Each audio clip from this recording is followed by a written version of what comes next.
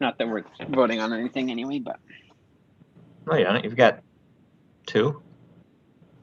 No, it's me, Sue, and Kim are the. Oh, I was thinking Ken was. Ken was on. We're on YouTube and we're being recorded. Great, thank you. Hi, everybody. We're just getting all the ducks in a row. We'll get started in a couple minutes.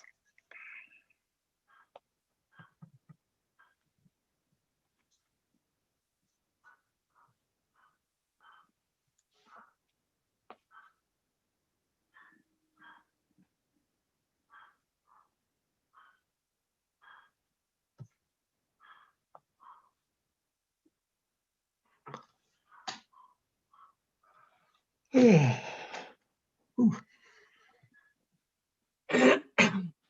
and I forgot to send out a message, but nobody signed up for the public forum.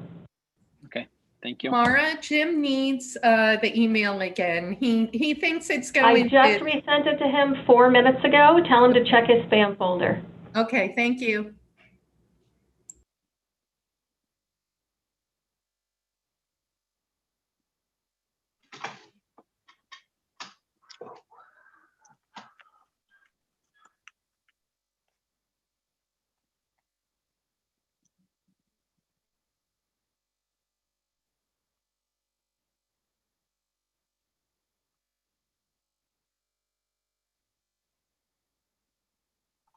Anasha, I did text Sue, but have not heard back from her yet. Okay.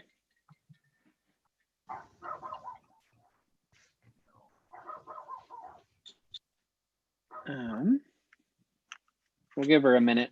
Otherwise, I don't think we actually need quorum for anything we're doing tonight, so we can get going. Yeah, there's no votes, so I think you're fine. Yeah. But obviously, certainly the Hoosick and Hillside discussion directly impacts our neighborhood, so it'd be good to have her on for it if she can be. Susan's jumping on right now. Perfect. We will give her a minute to do that, and then we'll get going. Just for the record, we do have lots of. I guess we might as well get going with the Pledge of Allegiance. Let's see, Councilmember McDermott, can you join us? Sorry, Councilmember, yeah, McDermott, will you lead us? And Council President Mantello, do you happen to have a flag? Yes, give me 30 seconds. I'll be right back. I wasn't sure if you were just going to. Oh, there you go. Perfect. Thank you. I pledge allegiance to the flag of the United States of America and to the republic for which it stands, one nation, under God, indivisible, with liberty and justice for all.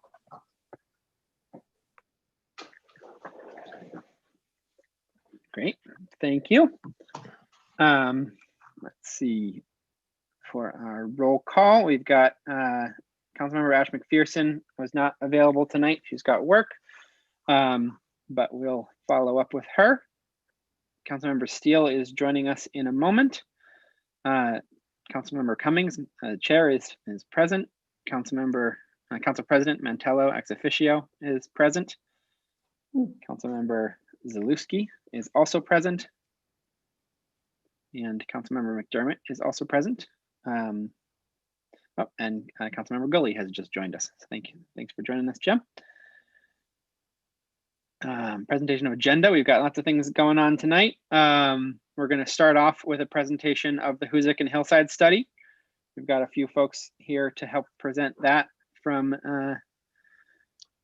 Creighton Manning. And then, yeah, go ahead.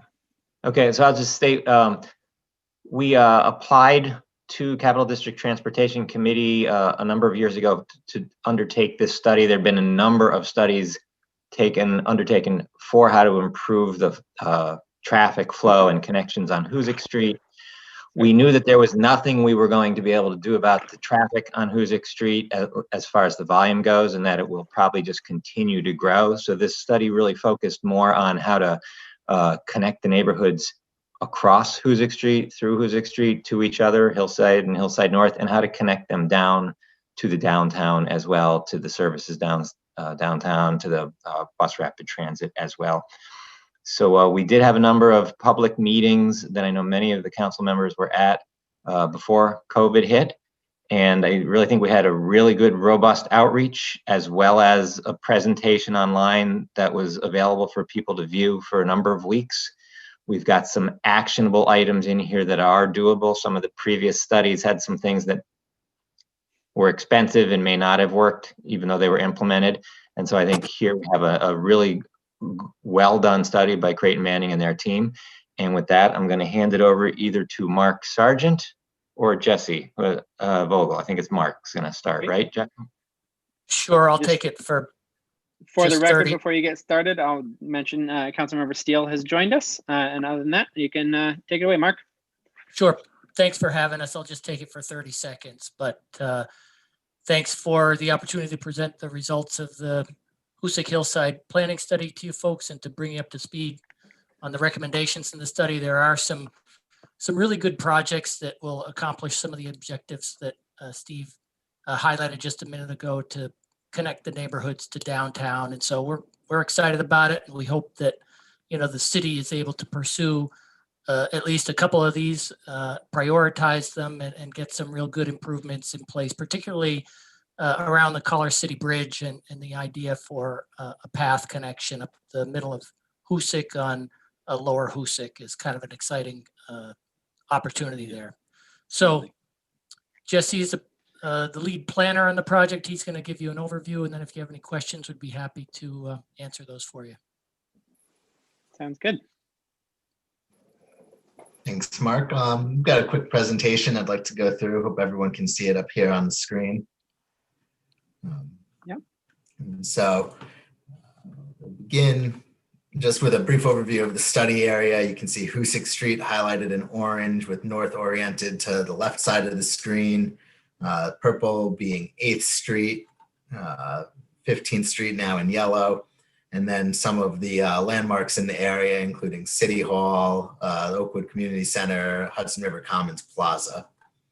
And the study area can be defined in 4 main focuses that the study identified, one being the Hoosick Street corridor itself, 2, the area underneath the Collar City Bridge, 3, the Hillside North neighborhood, and 4, the Hillside South neighborhood.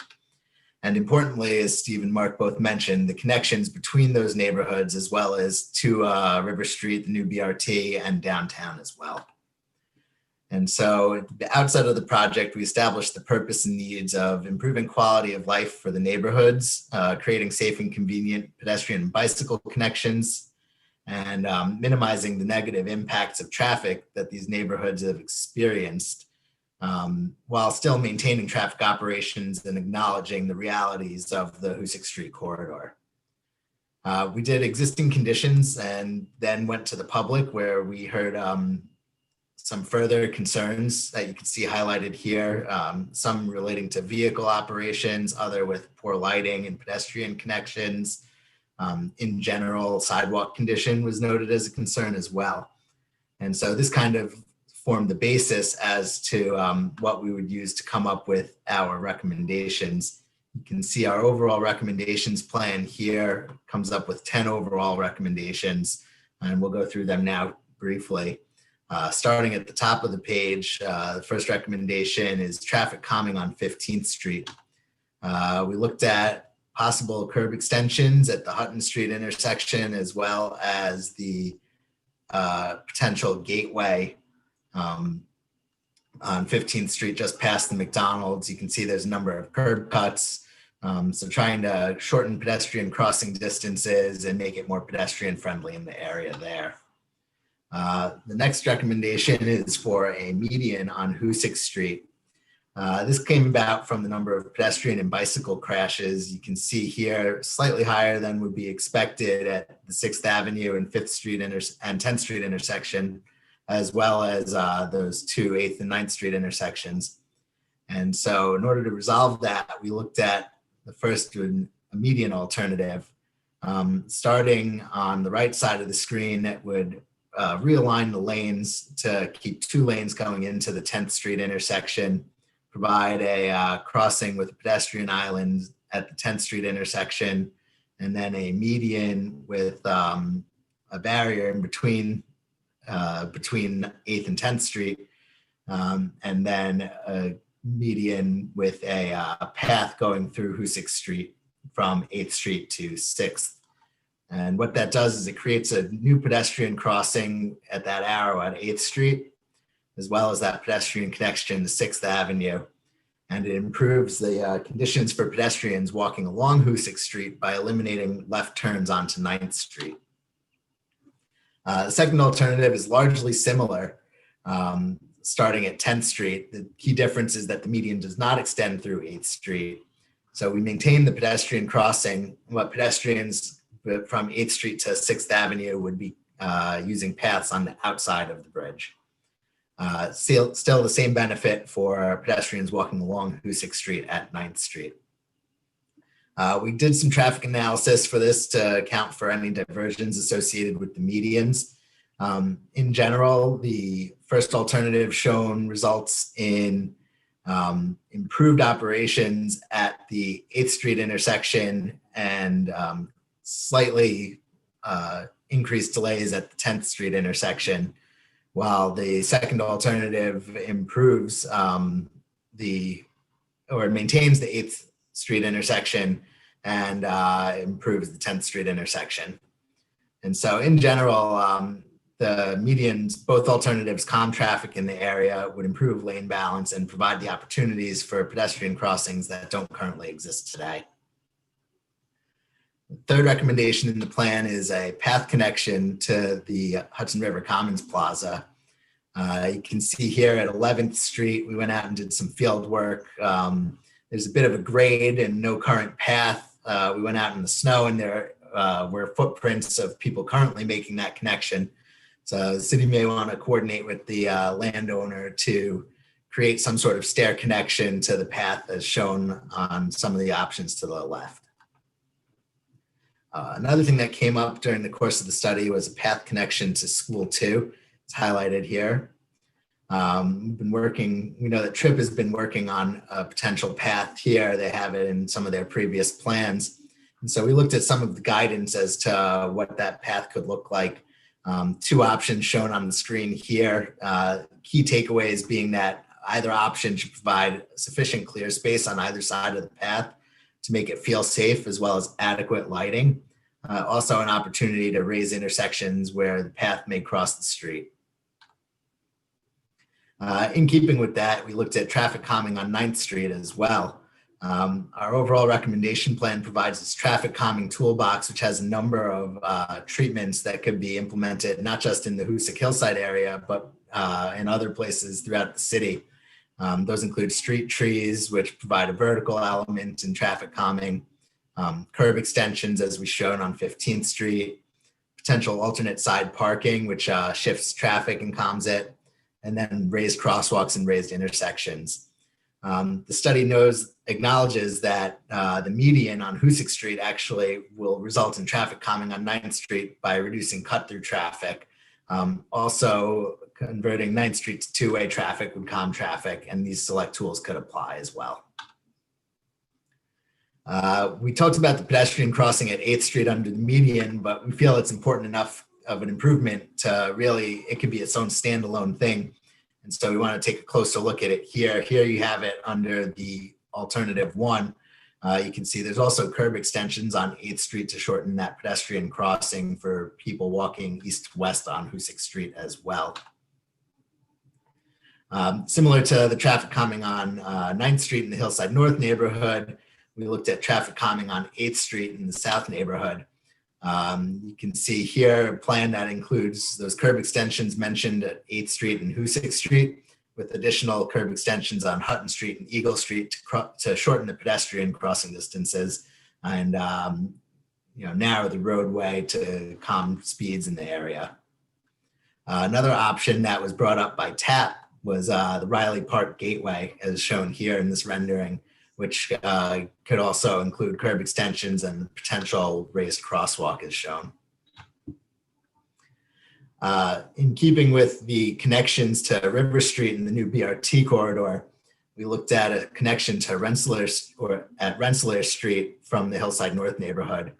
The first alternative that we examined was a complete street connection that would provide access for both pedestrians and vehicles and potential for additional development in the area.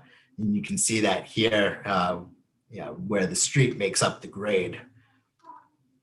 The second alternative would be a stair connection as shown here, which would have less impact to private property and provide pedestrian only access.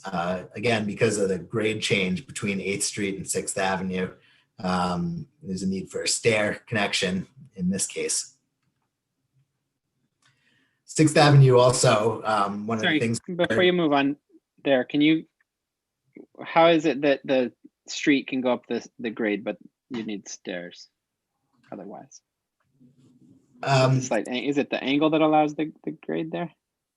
Right. So with the street connection, there would be new development in the area. And so you can actually ramp it up over a longer area. Whereas the stair connection, you would probably make up that grade change more quickly in order to have less of an impact. And then you would have some sort of flat path with it. Oh, understood. So the stair is a relatively short section of that total length. Correct. Yeah, but then in addition to that, there's also path and an opportunity. You could create some sort of gateway to the path on 6th Avenue as well. That's what some of those pictures in the bottom right show. Sure. So 6th Avenue is noted as a concern, as a very automobile dominated roadway. And there was a desire to create it as more of a complete street. Here on the north side of Hoosick Street, we came up with this concept that eliminates the slip lane onto Route 7 and incorporates bicycle lanes on the west side of the road, on the inside of the parking, on the east side of the road, a buffered bike lane. It also would remove that slip lane on 6th Avenue to Hoosick Street and bring right turns into the signal where they're currently served by a stop control now. South of Hoosick Street, the recommendation is to have some type of cycle track on the east side as shown here. We have a cross section shown where you can narrow the driving lanes and include a 3-foot buffer or 5-foot bike lanes and maintain the existing buffer and sidewalk as shown. What is that? Alternative that was kind of vetted at a high level was the idea of bringing that ramp into a traffic signal, converting Hutton Street to two-way traffic, and incorporating a pedestrian connection between 6th Avenue and 8th Street. Ultimately, it was determined that this would require further study and coordination. The 10th recommendation is for a Hoosick Street path in Collar City Bridge Park underneath the existing bridge. Here is a concept of the park and what it could look like. You can see on the right side of the screen the path that we talked about previously connecting from 8th Street to 6th Avenue. And then path would continue through the middle of Hoosick Street with active uses on either side of the park, really make it an attractive destination. Here you can see two cross sections, the one on top being the west side kind of towards the river for what that path on Hoosick Street would look like. And then on the bottom, what the path could look like between 6th Avenue and 8th Street. In addition to the specific recommendations, we came up with several area-wide concepts. Those are to upgrade the traffic signals that currently exist in the study area, as well as the sidewalks and curb ramps to meet current guidance and state of the practice. Also working with CDTA on transit improvements and to pursue appropriate travel demand management measures to kind of prevent further traffic increases. One thing to note is this is the existing Troy bicycle plan, which we used heavily when we were determining these recommendations. And we did perform a level of traffic stress analysis with higher levels of stress being less comfortable for cyclists, lower levels being more comfortable. You can see the streets that are highlighted now are roadway segments in the bicycle plan, where those currently have LTS 3. The proposed improvements would improve those to LTS 1, which is the most friendly bicycle conditions for all users. And with that, we're happy to take any questions.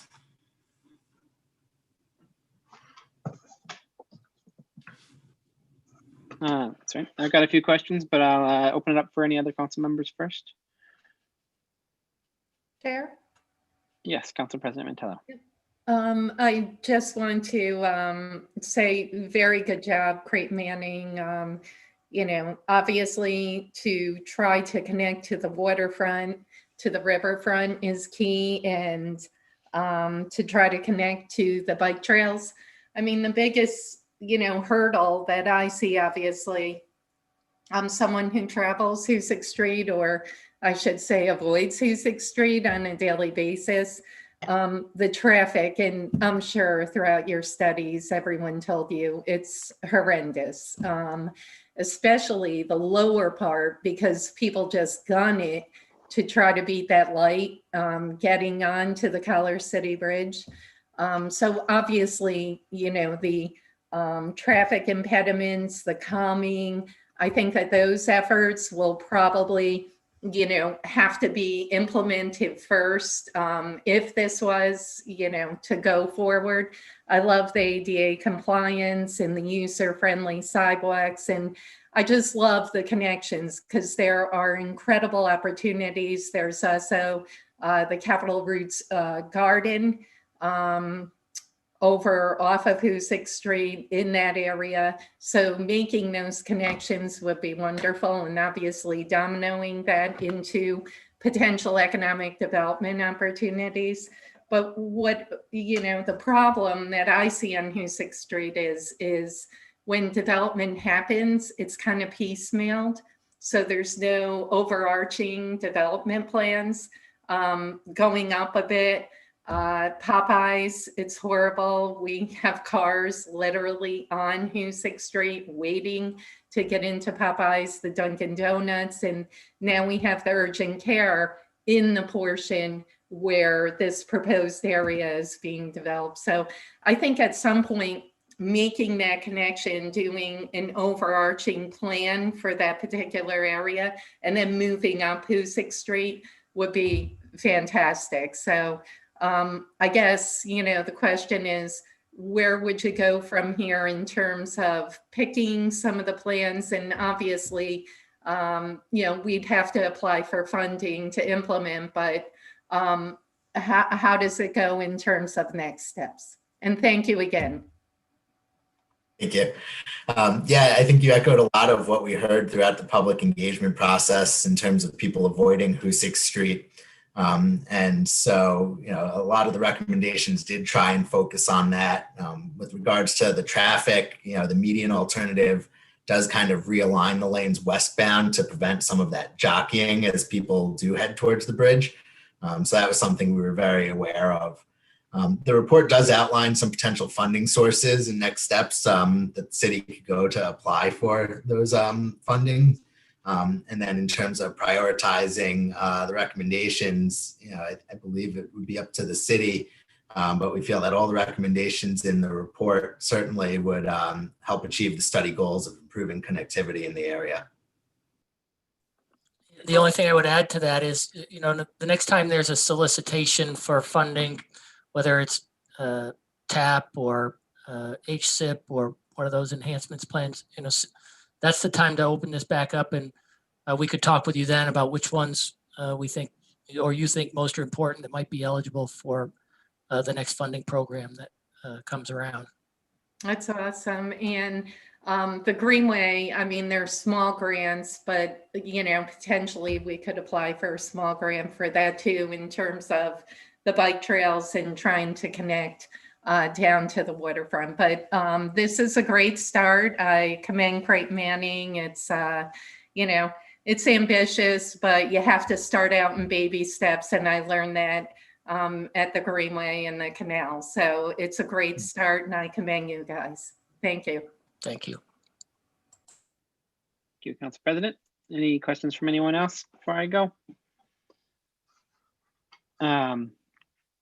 Okay, I'll start with a few, and if anyone can fill in after. The first is that path connection to the Plaza. I like that. I certainly I knew some folks that lived on that street and certainly saw that connection exists.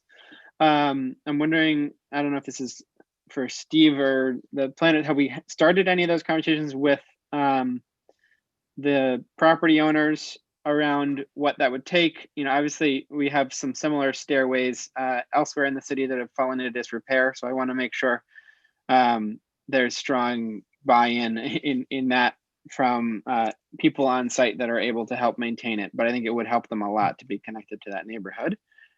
Has that conversation started yet, or how can we facilitate that? I would add in on that one that, so following this meeting, at next week's finance meeting, there will be a resolution to adopt to support this resolution, or to support the study, and allowing the city to really act on it as projects move forward. It would give the Planning Commission some ability to, with the Plaza, as they continue to come in for change after change, to start speaking with them about, you know, requiring these as part of their future development plans there. Okay, that makes sense. Have they been spoken to about it at all yet, or do we need to sort of codify it before that process starts? I think we should codify it. We did speak to them. I know James Rath has been in discussion with them about signs and stuff, so I believe he's mentioned it to them, but we have not gotten that far with them yet on it. That makes sense. And then I'd like to talk a little bit about 6th Ave. It seems like one of the core messages here, which is something I think we all sense, is that 6th Ave is way overbuilt.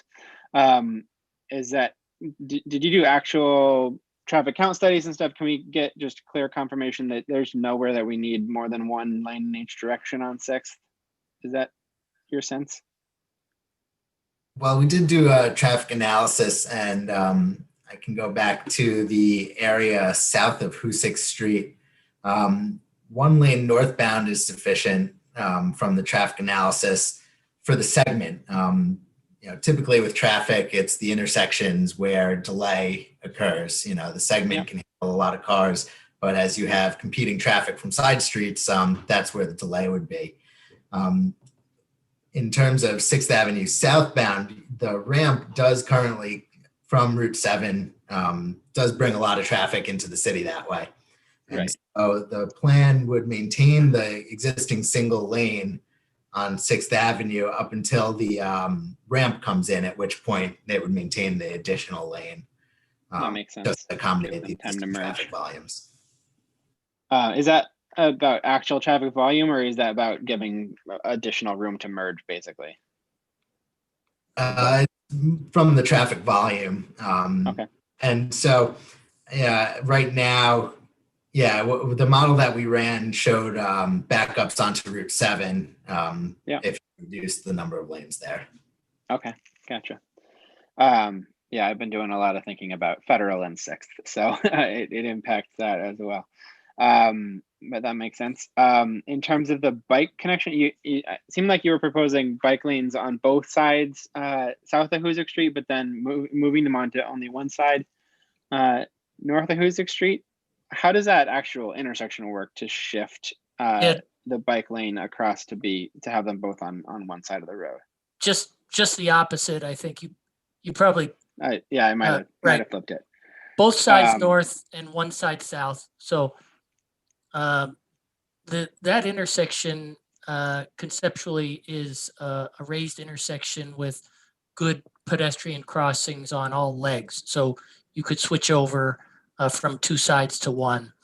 And the south of Hoosick Street, you could really only have the bike accommodation on the one side, on the east side, because of the way that merge comes in from alternate Route 7. Yeah, you don't want people sandwiched in there. Right. You can't be coming in where that merge is. So that would happen at 6th. Okay.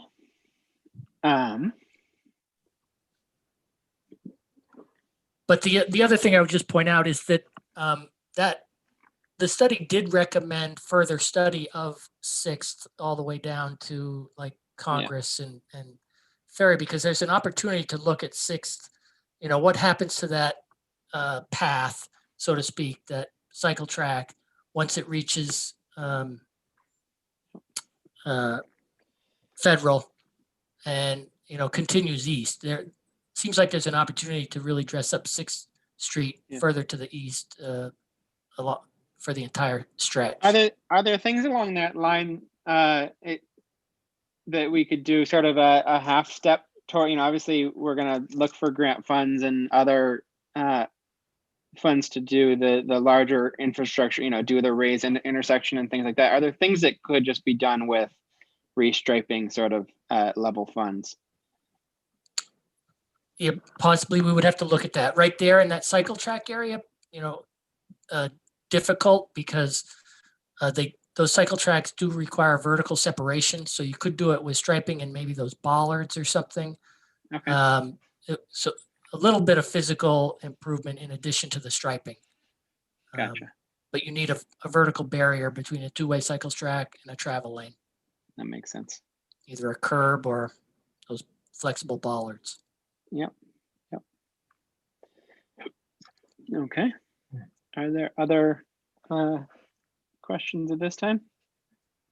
I'm gonna just mention, if there's no other questions, that this was also funded in part. The match was up by the Troy Redevelopment Fund, and I believe there are a number. Figure I got to throw that in. There are a number of, I think, actionable items here. Working with the Bloomberg grant for the artwork under the bridge, I think we can work with them to see if we can start moving towards some kind of creation underneath there to implement a piece of that. Also, working with Capital Routes, maybe on 8th Street, 9th Street, there are things that we can do either now with paint or in the future as the city starts undertaking road projects up there. Okay, that sounds really good. We'll look forward to that legislation. Certainly, I think this is broadly a very productive vision. Chair, I'm just hoping that maybe as part of that legislation, we will get this sent to us so that we can study it a little further. It was a great presentation, but I'm slow. I need to study this stuff a little more in detail. But a great overview, and it sounds like some wonderful ideas. But I will have an opportunity, Chair, to have this in hand. Yes, definitely. We'll make sure to get that out to you. It is available on, there's a special dedicated website for it. Steve, do you want to read that out for the public so folks can take a look at it as well? I don't, and I don't have that right here at my fingertips. I was looking at it earlier and I closed my browser for this. It's Hoosick Hillside. I think if you Google Hoosick Hillside Study Troy, it'll come up. We'll make sure to send it out to the council members, but I want to make sure the public can find it as well, because it does have a lot of good. Rima, do you have it? Yeah, it's Hoosick-hillside-study.com. Easy. Great. Thank you. Sure. Thanks, and before we move on to the next agenda item, can I just say a word? Please. Chair? Thank you. My name is Rima Shami. I'm a transportation planner, and from the CDTC side of things, I was the project manager who worked with the Creighton Manning team, and Steve and Andrew and James and other people over at Troy. So I just wanted to say thank you for, it was a pleasure working with the planning department and Steve and Andrew and James. And, I'm really happy with how the project turned out.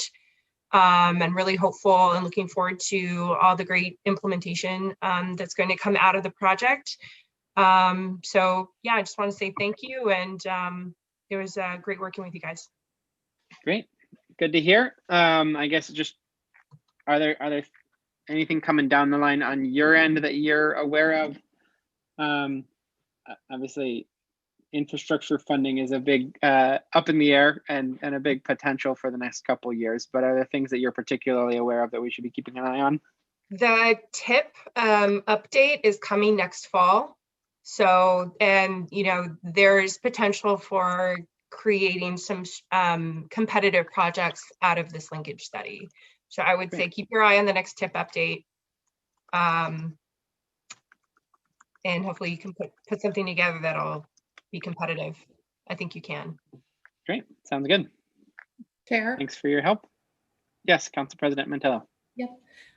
Rima, do you think it would make sense, since you mentioned the tip, I know that the counties are very active with CDTC with submitting tip applications. Do you think it would be worthwhile to involve the county?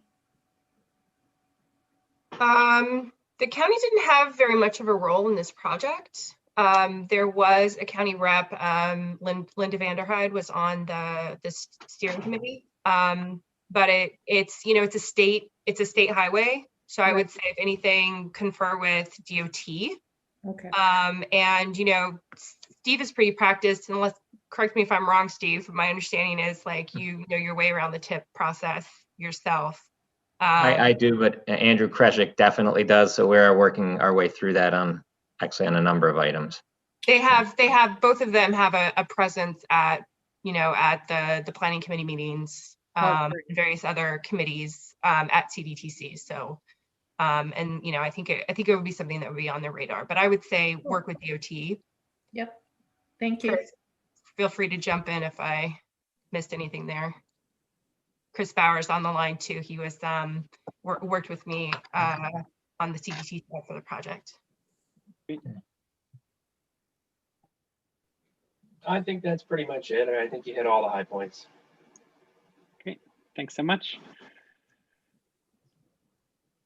Any further comments on this? I certainly look forward to seeing how it develops. All right, we will move on to the two Troy Housing Authority projects. We want to start with Taylor and then go to Fallon, is that correct? Thank you for having us. Thanks, everybody. Just sign off. Sounds good.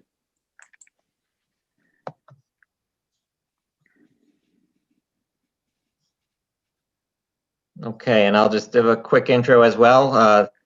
The City of Troy and the Local Development Corporation has been working with Troy Housing Authority on the redevelopment of the Taylor Apartments, which will include the demolition of Taylor 1 and 2, hopefully later next year.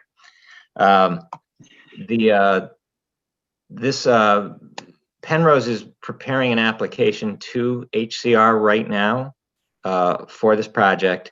And the reason this is before you is to bring up to speed on where they are with the Housing Authority, and as well as at the Finance Committee next week, they're looking for a resolution of support of the program, as well as a promise to commit to, but there's no promise because to commit to a pilot, a payment in lieu of taxes. Right now, as you know, these properties pay no taxes at all.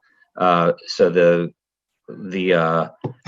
partnership between between Troy Housing Authority and Penrose will create an entity that will pay that. I can't ask you to commit to that now because this is before the Planning Commission right now, and until their seeker is approved, you're unable to approve it. So we're looking basically for a resolution of support, which will go out, I think probably went out today with a memo, as well as a commitment to look at the pilot funding. So with that said, I'm going to hand this off to, is it Lee who's doing the presentation?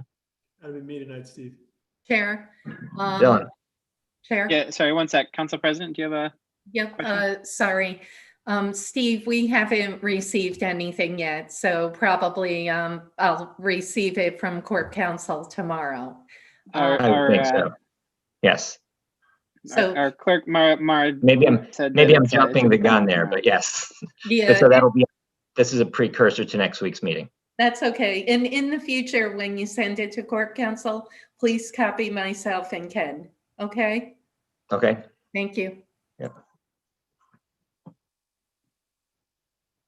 Thanks, Steve. So Dylan Salmons from Penrose is going to take you through the presentation. Great. Thank you, Steve. Thank you, members of the committee and council for having us here tonight. Is everyone able to hear me okay without echo? Excellent. You sound good. Thank you. Jane, why don't you take us out?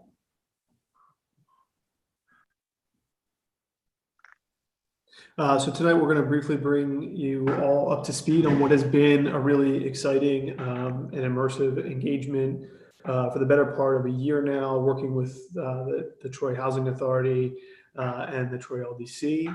We'll go a little bit through the master plan itself, which looks at the entirety of the John P. Taylor Apartments site, as well as in detail for phase one, which is the subject of the tax credit application to DHCR that Steve just spoke about. And then we'll review next steps a little bit. Next. So truly a three-way partnership that has emerged through Penrose, THA, and the LDC.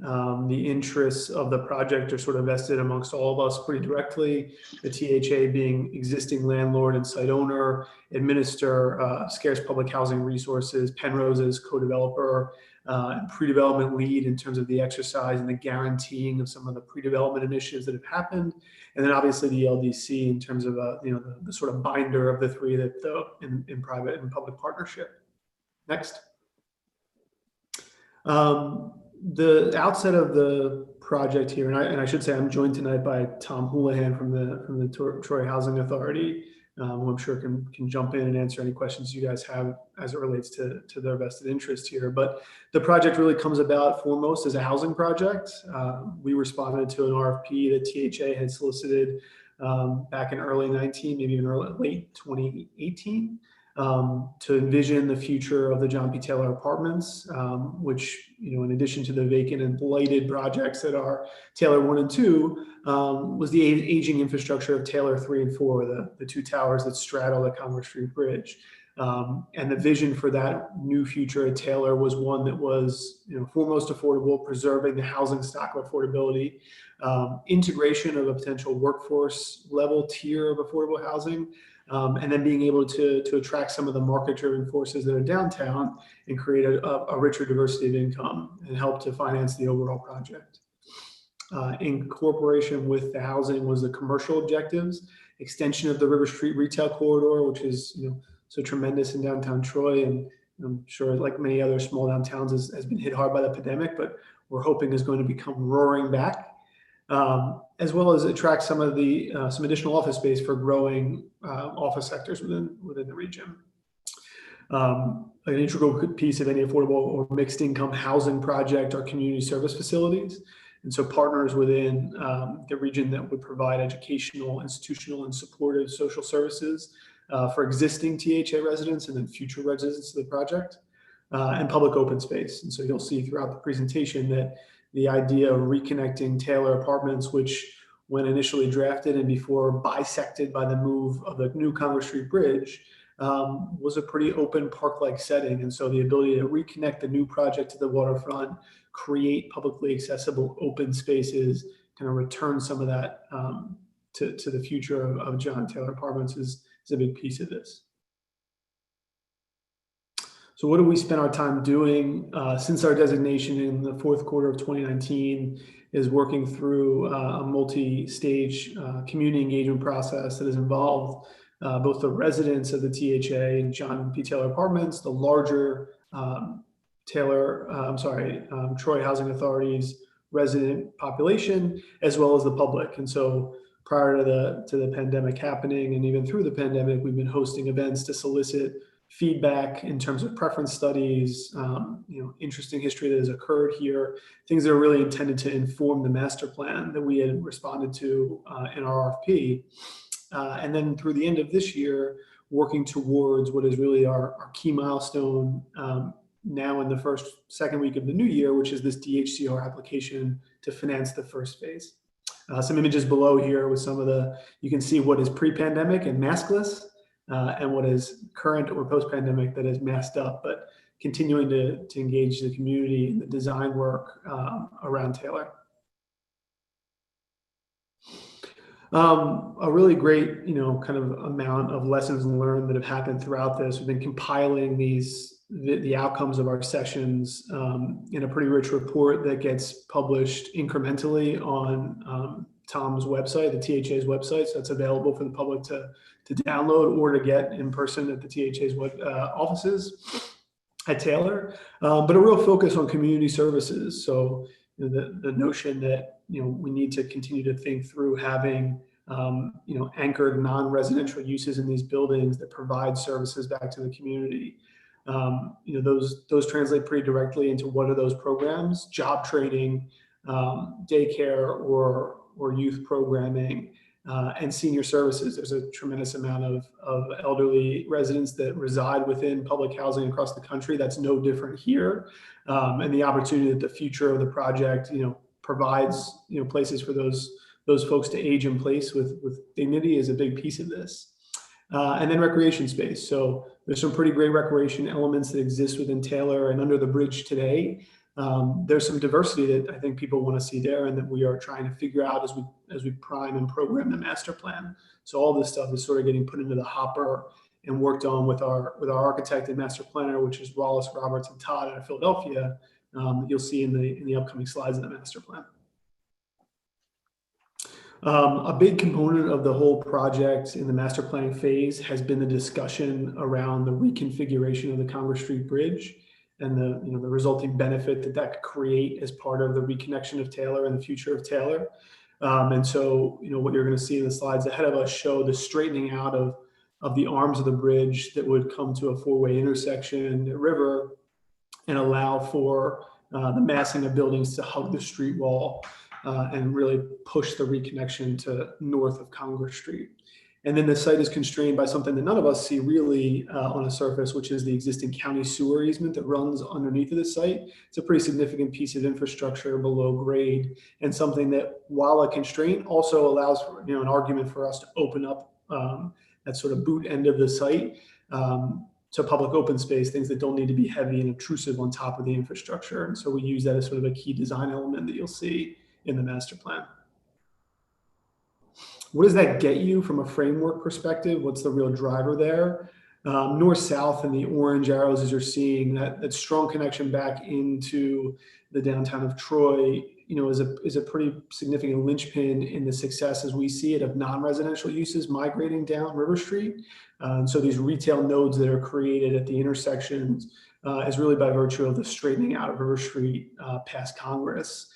And then the connection as it moves towards the waterfront, still north-south, really provides this opportunity for an Esplanade type, engagement.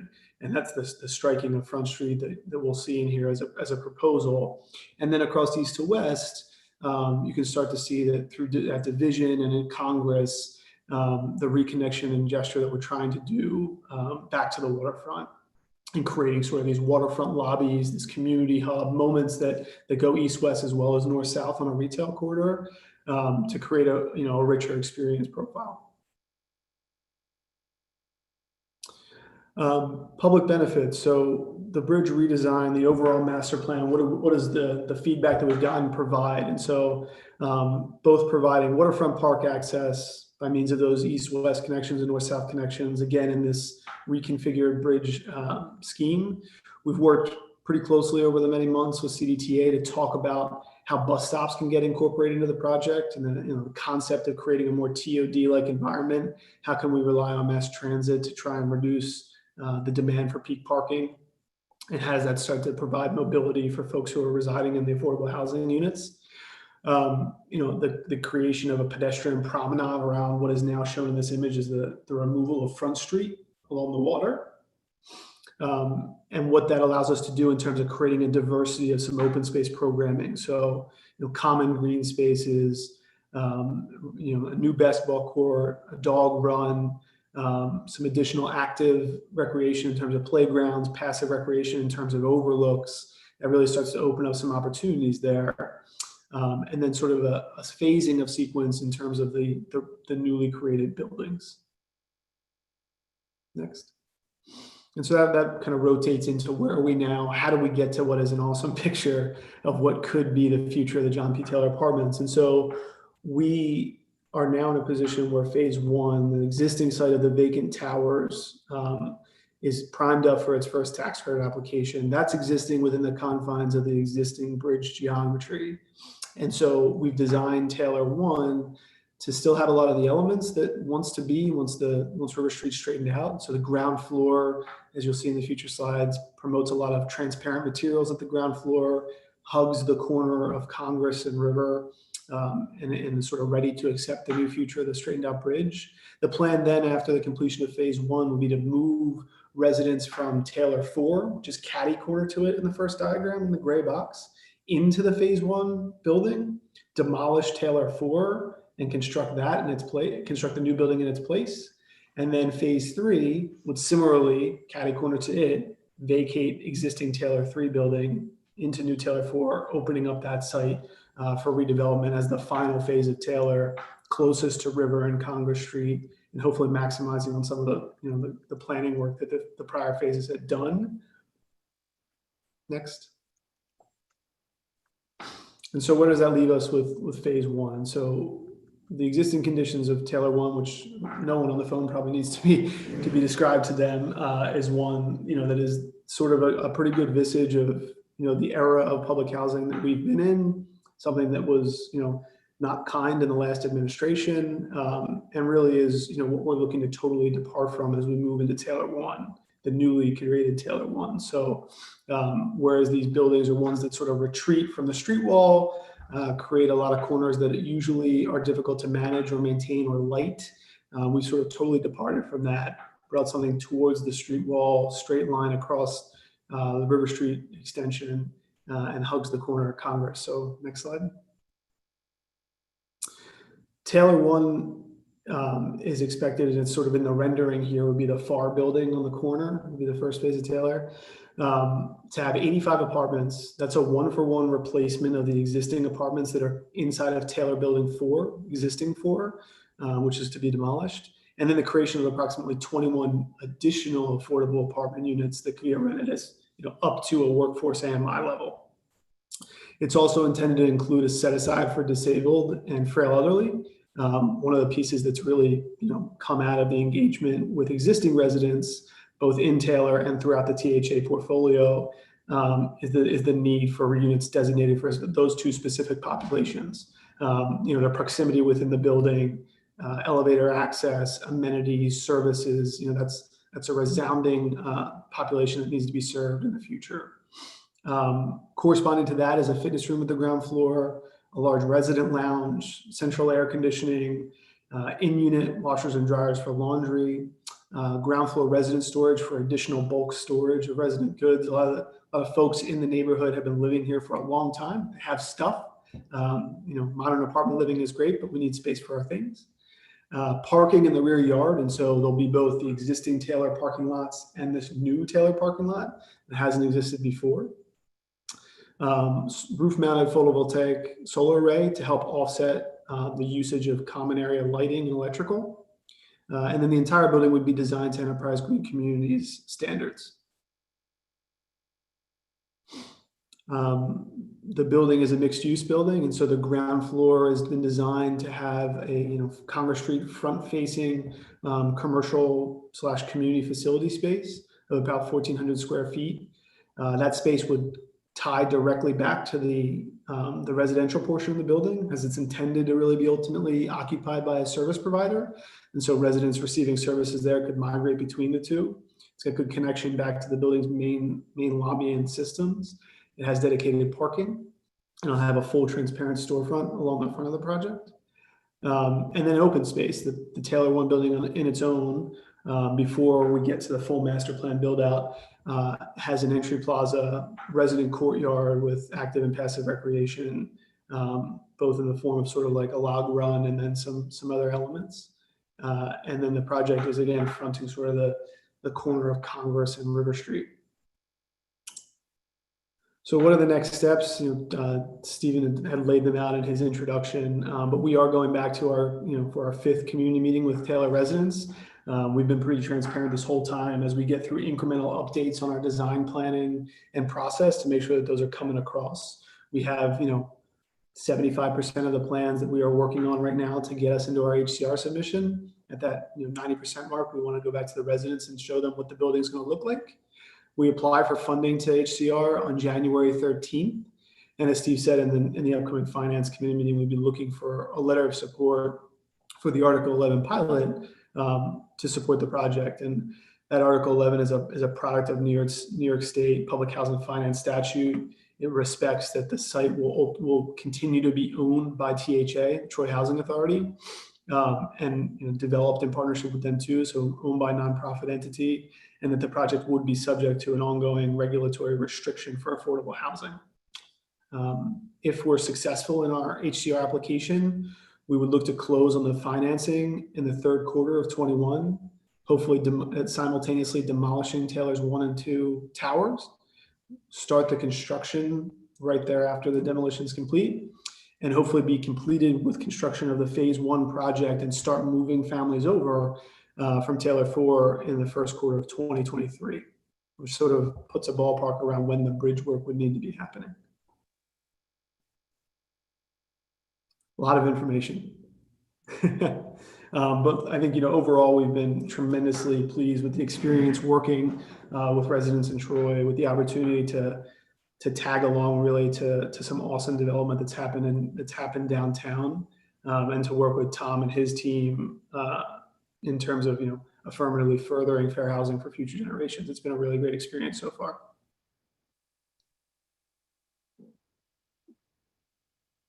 Great, thank you. Certainly a good overview. Do folks have specific questions at this point? Sure. Yes, if you could maybe end the screen share so we can all see each other. You can turn it back on if we need to ask questions about specific There we are. documents. Thank Yes, you, go ahead. Chair. Thank you. So I will hold off talking about, the pilot. Will the legislation have information regarding the pilot? I take it, Steve? We can have information in it. I think it's committing to a future pilot. So, I mean, it's going to be roughly generating roughly $21,000 a year as opposed to nothing right now. So that's roughly, and it's based on a formula with net income, net rental income less utilities, I believe. So that's where that number comes from. So, I mean, again, right now, none of these sites are generating anything, so we can look at something from each of these sites in the future.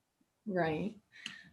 This is super exciting. I think, all of us have been, wanting to open up that area, and, Taylor has, certainly, it's, to put it nicely, it's archaic. So it's a great opportunity. I'm really excited about it.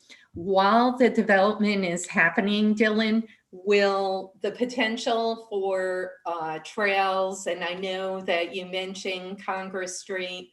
I do know that we have a grant, and we also have funding to fix Congress Street bridge. So I guess, my question would be, is all of that being dovetailed? I did see that you incorporated some open space, which is really cool, but certainly this opens up the potential to really open up our waterfront, create access, hopefully a little bit of economic development will follow, but certainly this is a huge opportunity for that area, and I'm super excited about it. But I just want to make sure while it's being developed, and Steve, you can probably go into that, I would imagine that you're incorporating, potential trails, potential connections, and obviously trying to make those connections while the housing is being developed. So, Chair, I guess if I could. Okay, so the first thing is we obviously realize we are under the gun here to get the work done. There's a number of projects coming together all at the same time. And obviously we're talking here about phase 1, which doesn't incorporate the trails, but we've been working with CDTA as part of developing the bus rapid transit stop. They've already done a preliminary study to determine the feasibility of being able to do that intersection. And so that that is moving forward. The IDA is committing a little bit more funding to that to bring that to a little more fruition. We have a grant from Department of State that was also looking at the bridge and the connection to Watervliet. That is kicked off just with stakeholder groups this week. And we're talking about potentially even making 2 lanes of that bridge a greenway, because that was Route 7 when it was built. There was no Hoosick Street. The Green Island Bridge was just a little old bridge at the time, and this was the main way into the city. It is overbuilt. I've been on the phone with DOT. They recognize that and they're willing to work with us on it. We also have the industrial road that will lead into this, the South Troy Industrial Road, and we have the TIP funding for Congress and Ferry. And that has been approved by the City Council in this year's budget. And we're going to CDTC to see if we can advance the preliminary design concepts on that, so that we can get started on that right away, which will require, I'll be coming back to you in January probably on that piece to advance that. That's like a 248,000 that we've already committed to, but advancing it up from August to March or April. Okay, so I'll be back to you on that, but we're trying to position ourselves to be as ready to go with the design on this, that if stimulus money comes out, we can get it. Because again, this is an expensive project. We got Penrose knocking at the door, and we got to get this done. And you know how long a transportation project takes, and we realize that. So a lot of work to do here, but everything's coming together. I think the biggest key of this will be, if you've been on the bike trail that we built down on Front Street, it's nice, it's functional, but it's a asphalt path on an asphalt road, and it needs to be a park down there. It needs to continue the great work we've done with Riverfront Park, Park North, all the way down to that area and eventually beyond. Yeah, I just want to echo, this is an incredible opportunity, and certainly super supportive. 2 quick questions. Dylan, you may be able to answer it, or Tom. The residents, I would imagine, very excited about this. Are they a bit nervous or mostly excited? And then number 2, I do like the view shed. You're scaling down the buildings, obviously, and the view shed to the Hudson River was totally blocked off. How high will the buildings are they proposed to be? Tom, would you like to take the question about your residents?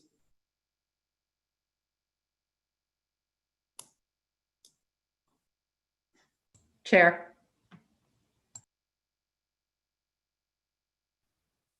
I think Tom. Tom, you're on mute still. If Tom's having trouble unmuting. Chair, I can just step in because I can wear whichever hat you want me to wear, Chair of. Yeah, go ahead. That's great. Of the Housing Authority, but I wanted to commend Penrose for the great job in interacting with our tenants. They have done a tremendous job of listening throughout this process. And my observation, and Tom will follow up, but my personal observation at the last tenant meeting was great excitement, and they just wish it would happen faster. Good to hear. Yes, I would agree. Tenants are very excited. Some are a little apprehensive. They're being fed misinformation by an outside group talking about they're not going to have the right to move to the new buildings, when in fact we've told them that they are. They've been told their rent's going to go up, when we've been telling them the rents are going to be the same, because the rents are subsidized based on their income. So the only way their rent goes up is if their income goes up. But they're generally very excited. They've had a lot of input into the new buildings, the new site, and they're looking forward to it very much. Thanks, Tom. And forgive me, I'm not as versed as some in all the different types of housing you offer. I know there are different kinds of subsidies that different people get, or is it all just a formulation based on their income in your buildings? For the apartments we provide, it's a formula based on their income. They pay 30% of their adjusted income as their rent. Okay. And so that will remain the case with all of these buildings, even with the HUD requires that to remain the case. Yes. Great. That's good to clear up any confusion there. So thanks for that. That was definitely one of the concerns that I heard from folks in the building as well. So it's good to keep getting the fact out there on that. HUD and HCR won't allow us to displace anybody through the new development, so they all have the right to remain or the right to return, whichever the case may be. But in our situation, they're going to essentially remain. Right. It looked like the way you're phasing it, certainly it showed between the new building where 1 and 2 is plenty to take up everything you have in 4. Is the new building where 4 will be plenty to take up anything that's in 3, or are you counting on some of the excess in the building at 1 and 2 to take up some of that too? It's plenty and then some. Right now, there's 125 occupied apartments at Taylor. When this project is done, there's going to be approximately 350 apartments on the site. Okay. Yeah. Great. But even with just the 2 buildings built, you'll be more than enough to take up what you had and adding to it. And then I don't know if I missed it or in terms of the actual number of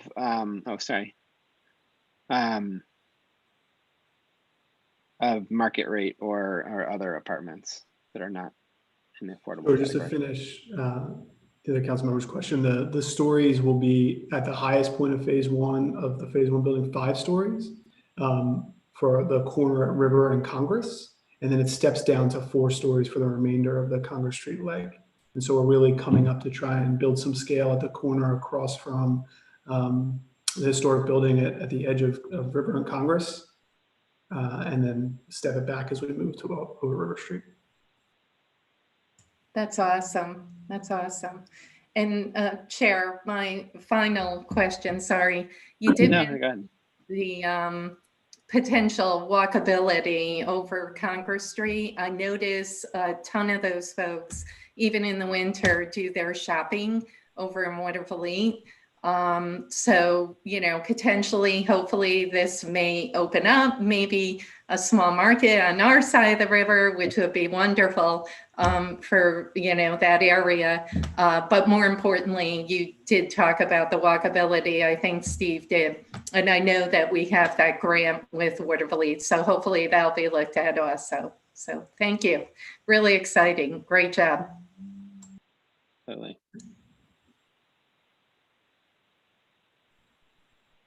Other questions from other council members? I had one unrelated but pointed question for Steve or maybe the mayor. Have we heard any updates from the CMOS, the Children's Museum of Science and Technology? Are they still working with First Columbia? I could obviously imagine a very nice STEAM park integrated into this, but I don't know what's going on there. We have not been in touch with them in quite some time. So I'm not sure what's happened to them during the whole pandemic. Certainly we should reach back out to them. It seems like they could be a very good partner, obviously. Maybe enhance the playground and open space to a whole other level of educational space as well. Okay. Mayor, did you have anything to add on that? I saw you turned your camera on, but no. All right, very good. Okay. Any other questions on Taylor before we move on to the Fallon update? Great. You can, I guess, Steve, do you want to introduce that at all, or should we just turn it over to Tom? Just turn it right over to Tom. He knows it so much better than me, although I have been working with them and Duncan Barrett on this as well for quite some time. But very good. Tom, go ahead. Thank you. Thank you for inviting me to this double feature. The Fallon Apartments project is about 6 months behind the Taylor Apartments project. so I don't have any visuals to present at this time. But the Troy Housing Authority with our partners Beacon Community Development are working towards submitting a tax credit application to Homes and Community Renewal in 2021 for the revitalization of Fallon Apartments. We won't be submitting in January. We'll be submitting in the next funding round later in the year. Our desire is to reduce the density of the Fallon Apartments by relocating some of the apartments along the River Street corridor on currently vacant, abandoned, or underutilized properties. We also plan to add 21 apartments to the area, replacing apartments that were removed from Martin Luther King during that renovations, and also using vacant, abandoned, or underutilized properties to put them back into productive use.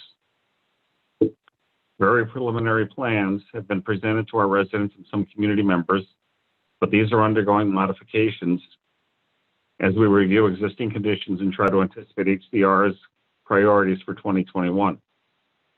The number of apartments to be developed is being reduced from 80 to 61. We will be replacing just the 40 apartments from Fallon and the 21 from Martin Luther King. Originally, we had planned on adding additional apartments at that site, but we feel that the reduced number of units will provide better opportunities to create green space and yards for tenant families. We also looked at the former Whitney Young site at 102nd and 2nd Avenue, but we determined that that was too challenging to develop, and a little bit too far from the bulk of the apartments that we're going to be building around Fallon Street Rainbow Center. Staying close and having a tight site will allow us to be more impactful and sustainable in our improvements to the neighborhood. The layout for the apartments to be built on the Fallon site are going to be reconfigured. Current plan includes more green space, a parking area within the center of the complex instead of at one end, and room for the City of Troy bike trail along the Federal Dam fence to the west of the project. Presently, we are reviewing several sites available through the land bank, the City of Troy interim process, and through private purchase, as we determine how best to build and manage the new apartments and have the greatest impact on the neighborhood. As plans are developed, we will continue to work with our residents in the broader community and post the updates to our plans on our website. So that was just a brief presentation on what we have going on at Fallon. Very good. We look forward to more as that comes. The only thing I'll mention is my continued hope that someday we can work with the Army Corps on their prison situation they've got going on there. It's not a great look for a waterfront. You know, the rest of our waterfront is starting to look real good, and it'd be nice for them to step up to the plate there. I did visit one of their locks that one of the other locks they run in the country in Seattle. That's a beautiful park and a beautiful visitor center. So I know they're capable of it. But obviously this is not Seattle, but nonetheless, I'd like to see some collaboration with them. Have you had any direct conversations with them? I know, I know Steve may be able to jump in a little bit here too, but we'd love to see something other than a chain link fence and some barbed wire eventually there. I have had some direct. Oh, go ahead, Tom, you first. We had two conversations with them. Once when we were resurfacing our parking lot at Fallon, we asked if we could use some of their property to for offsite parking during the milling and repaving of the parking lot, and they said absolutely not. And we had a basketball hoop near the fence, and the ball was sometimes going over the fence and onto their property, and the kids were climbing the fence to go get the ball. And they asked that we remove the basketball hoop, which we did. Okay. So those were our two interactions with them. Very disappointing. And well, hold on. I think Steve had an update on that too, and then I'll go to you. It's really not much more promising. I've discussed with them. We were going to walk the site, and we've just never done that since we were going to do something in April, and that all got put on hold. But they seemed very reluctant to do what they are doing all over the country at their locks in Troy. It shouldn't. I think it needs to just go to a higher level. Yeah, I agree. Council President Mantello, did you have, I know you have some relationships there as well and experience. You know, I have talked to them in the past, even when I was canal director, about building a better partnership with the city of Troy, as mentioned by pretty much everyone that has interaction with the Army Corps. And I have even spoken to the commander, who's from New York City, but oversees all of New York State and parts of the Northeast. And, you know, unfortunately, you know, that partnership in terms of opening up their facility, it does not look very promising whatsoever. After 9/11, I can tell you much changed with the Army Corps facilities, especially in New York State. I'm not sure if they're doing new things throughout the country, Councilmember Cummings, and that might have been predating 9/11. But I do know after 9/11, they hunkered down incredibly, and they have another facility at the Gateway out by Buffalo area. And their lock is pretty much the same. In fact, it's a little more even cornered off, and believe it or not, if that could happen, but it's more cornered off. And, you know, the unfortunate thing is there is true potential there for a greater partnership, but I just don't foresee it in the near future. I mean, I've talked to them at length at numerous times, and, you know, they're good to work with in terms of dredging and, you know, some other partnership projects on the system. But on this one, they're just not going to open it up and be more collaborative with the neighborhood. Because, I mean, there's two worlds down there, literally. You have a basketball court, and then you know, have this almost armed facility. So it's unfortunate. You know, we just have to keep trying. But as I said, after 9/11 and Homeland Security, they put in some real strict, you know, just unfortunate to the communities. So definitely. We'll continue to work with them on that, or try. Yes. Thanks, everybody. Any other questions on that? Okay. Tom, thanks so much for joining us. And thank you for hearing us out. Absolutely. Thank you. Thanks, Tom. Thank you. Have a good evening. And now we'll turn the agenda over to Steve Strikeman for a few other project updates. Okay, the first one was going to just be an update on Monument Square, and I know it's been kind of quiet. Obviously, we had things slowed down with COVID. The developer just slowed down a little bit trying to figure out where the next funding was. We figured we would be applying for a DRI. I don't know if there will be any other future DRIs, but they've hired their team. They've started working on their plans. And one of the great things about the charrette that we did was, while we always said it was a vision and we weren't going to build what was shown there, it created the backbone of what the community wants. And so one of the things they've determined is that they're not going to build 3 buildings. So they're working on one, but we're making sure that the elements, the open space, the plaza, the connection down, are all part of this. So they've been working on that. I've been kind of looking at some concepts, and they're going to be going out to the public probably in January with some of them.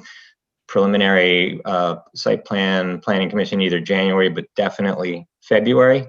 And with the NBR grant that we did get, we want to be starting the infrastructure work in June, which is relocation of the utilities, separation of the stormwater, reinforcement of walls. There's a lot of things that need to be done. So I will be coming back to the city council with updates in January and in February on this. And again, I think I mentioned that. And I think we mentioned that we're going to be asking for some cash flow bonding at some point in the future. I need to have something to present to you before that's there. So that will be coming early in next year. But it's moving forward. I'm really excited about this actually taking shape. and I think we'll be in the ground next year, 2021. Okay. Are we the infrastructure moving? Are we moving those water lines all the way over to the promenade, or just are they smaller moves? So it's a major water line, right, that needs to be relocated so that's not under the parking garage, underneath the structure. And Okay. it supplies, South Troy, other towns and everything. So That's what allows us to bring the grade of the parking garage down so that it's not as much. Yeah. So there's no, there won't be any elevation above River Street as it's designed, as it's looking right now. So that'll be really good how it fits in. It'll, again, things may change, so I don't want to get too into it. But the other thing is that we have separated stormwater and sewer that then combine at the top of Monument Square. And so we'll be separating those back out. So there's a lot of things that can be undertaken here. And then I intend to ask for another planning committee meeting in January. There's a couple things to bring up there. One is, I'm just going to kind of run them by so you're not caught off guard when they come. The Industrial Development Authority, we're going to be going to the state to ask for some changes in the legislation, the enabling legislation that creates the IDA. A lot of it is just minor things.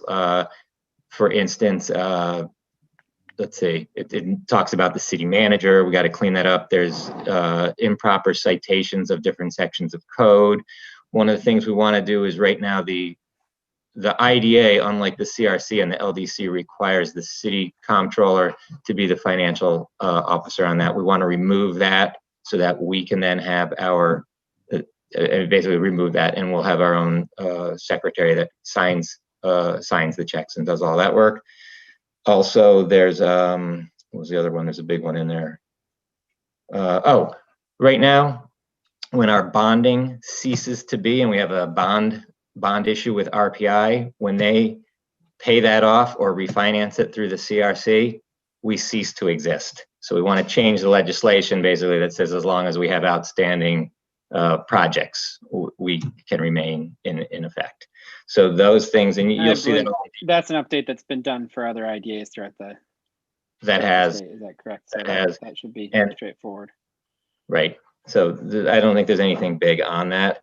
I've discussed with a couple council people about possibly creating a 485 tax exemption for residential property owners. What this would do, it would allow develop owners of 1 to 4 unit properties with mixed use or just residential to do improvements and have us phase in the tax increase on them over a period of time. Right now, there is a 421F that limits that to 70,000 or to, I think, $70,000 or $80,000. This would be above that. So if you did $100,000, $150,000 improvement on your project or on your property, you would be able to phase in the tax abatement over time. So we'll see development. It'll phase in the increase. And I just want you to know that one's coming as well. And also previously Diamond Rock Apartments had come in to get an extension of their pilot. They will probably be back in January for that again. So I think that's it for me, unless you have any questions for me. I'll open it up to the council members. Chair. Yes, Councilmember Mantillo.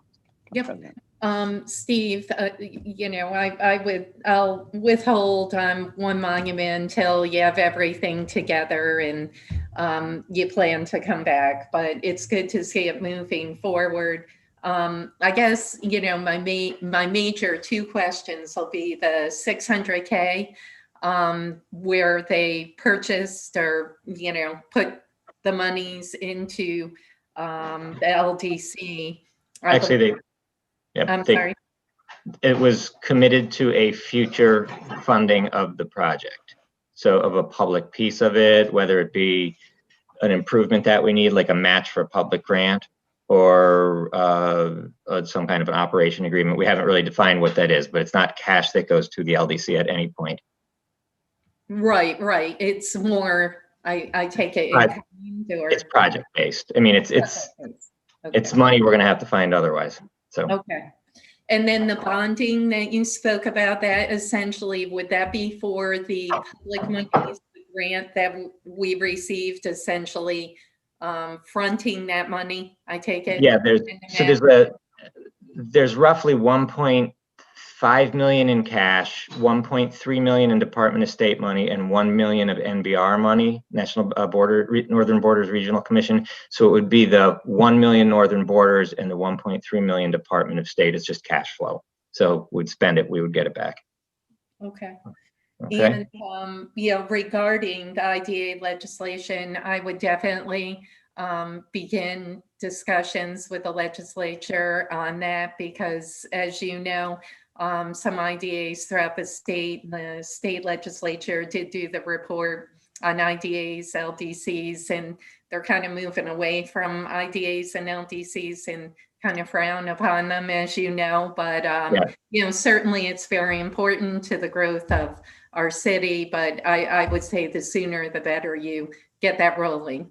We've got the letters sent. I wanted to let you know, we'll probably send it to the state before I discuss it with you, but then we're going to want a letter of support from you as well. And again, they'll be tweaking it for 2 or 3 months anyways.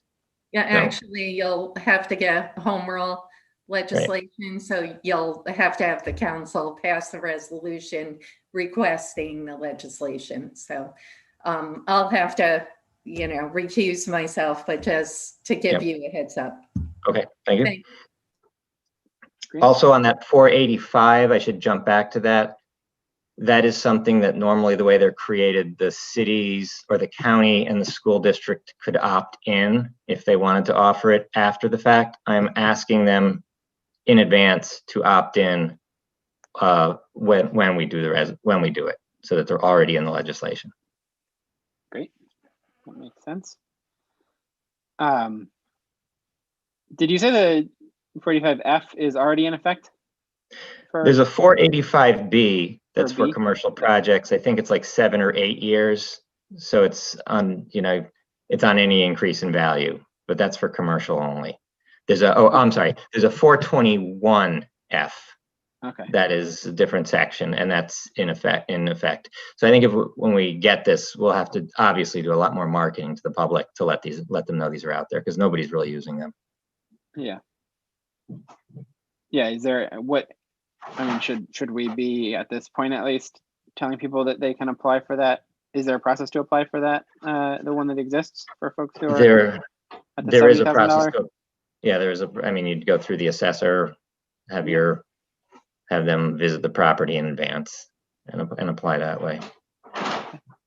So yeah, we need to maybe get some information up on that on the website. That would be helpful, but certainly it'd be good to look to do a comprehensive education on that as we develop the program. Certainly, right. I've always, been concerned that right now we only offer these sort of benefits to the big folks. So anything we can do to extend that fairness across the board, I think makes a lot of sense. We want to be incentivizing people to invest in our city, but at every scale, not just at the biggest of scales. So that's good to hear. Thanks for working that forward. All right. Great. Thanks, everybody. Any further questions?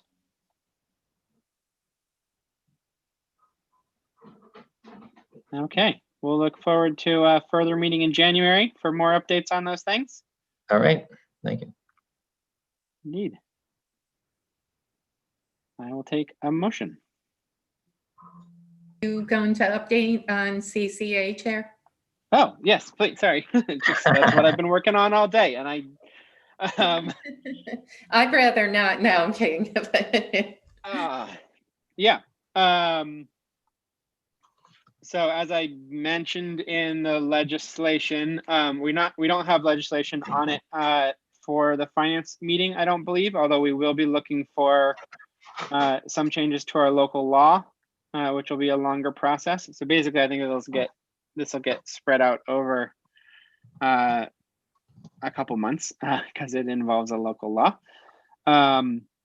But essentially, there's some new opportunities coming down through the Department of State to allow for us to offer part of the CCA program, A, to families who were previously ineligible, people on HEAP, and B, with a higher and more guaranteed savings, as well as while supporting actual solar development in the region.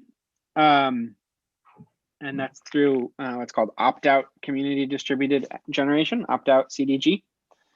So right now, the way community distributed generation works is households have to sign up for it individually. It was recently updated so that rather than it being that you buy credits in a solar farm somewhere, pay for those, and then get that money off of your bill, it's been updated to be a unified bill. So you're actually just paying for your share in the solar farm on your utility bill. And I don't know if we want to get into all the weeds, but basically the state has a new system for valuing solar energy called the VATER, the value of distributed renewable energy, which essentially works out to mean that you can have, with the on bill, you can have a signing up will basically guarantee a 10% savings on your existing utility rate. It doesn't, you don't agree on a price, you don't agree on, you're not committed to a particular price, you're committed to whenever National Grid is buying power for you, they're buying it through this solar farm in a way that ends up getting you a 10% discount. That's available to consumers right now.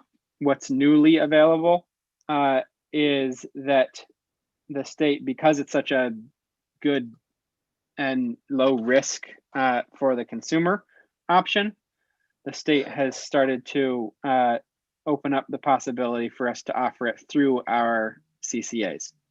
So we can actually automatically opt all of our households into that savings plan, which both provides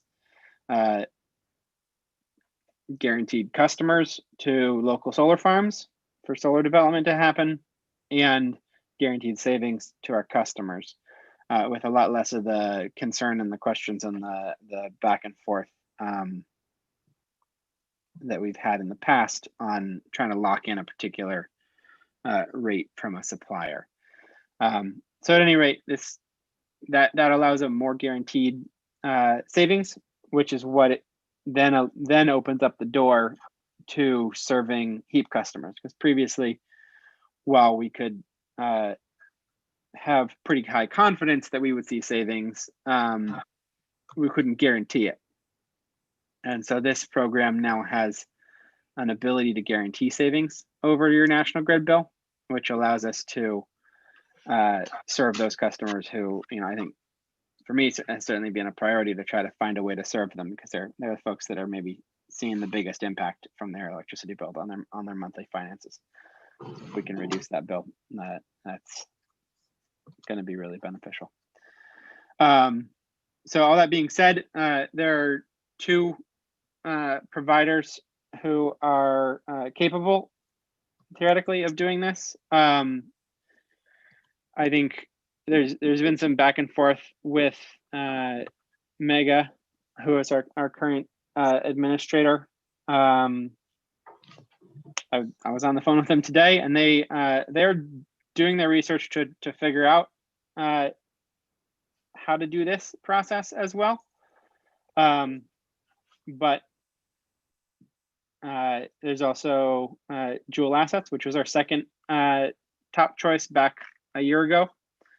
And they're actually already doing this in two towns, Lima and Brockport, and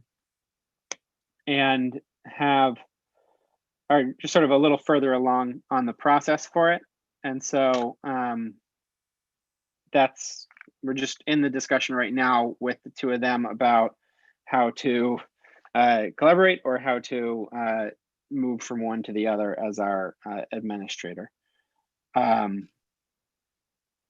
I'm seeing eyes starting to glaze over, so I'll take some questions if people have them, and then we'll get into more details as we go through the local law process over the next month or two. Anasha, Chair. Yeah. As a minority member selected to this project and this committee to look over this, is there any reason why I didn't receive any of this information before we got together tonight? So my understanding is no one has been appointed to this process yet. I would love to have you and me appointed to actually be able to negotiate these things with these companies. So far, it's just been me in my extracurricular activities, spending my days trying to negotiate with these folks, trying to figure out what people are capable of. But certainly I think it would be good to get, I think this is a great point at which to get that full task force set up or advisory group set up so that it can, I think these are tough decisions that I've been grappling with, and I'd like some broader feedback on how to structure this program. So yeah, if there's a decision to officially formulate that committee, I think that would be really helpful. Chair. I agree. I thought it was done before when we had this discussion at the committee meeting, at our regular council meeting, but I guess if you weren't aware of it, you weren't aware of it. But I'd be happy to help and move forward with this project. Okay, great. Thank you, Jim. And Chair. Yes. On that note, I mean, to discuss this with Councilmember Gully, the task force doesn't need to be comprised, obviously. No, you're right. You know, he's been our point person on this project, so I would request, he doesn't need to be officially appointed to discuss and bounce things off and include him. That would be wonderful. Thank you. I certainly will. I also, certainly, I know the mayor has a few appointments to that as well, so it'd be good to discuss those and get broader feedback on these options moving forward. Great. Further questions?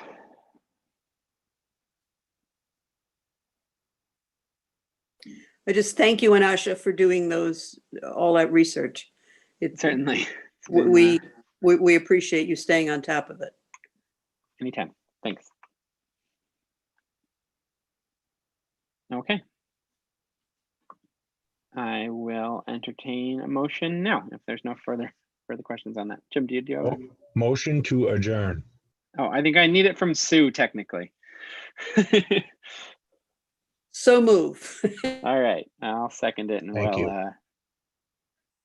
All in favor. All right. Thanks, Anasha. Bye, everyone. Thank you. We'll talk to y'all soon. Thanks, Anasha. See everyone soon.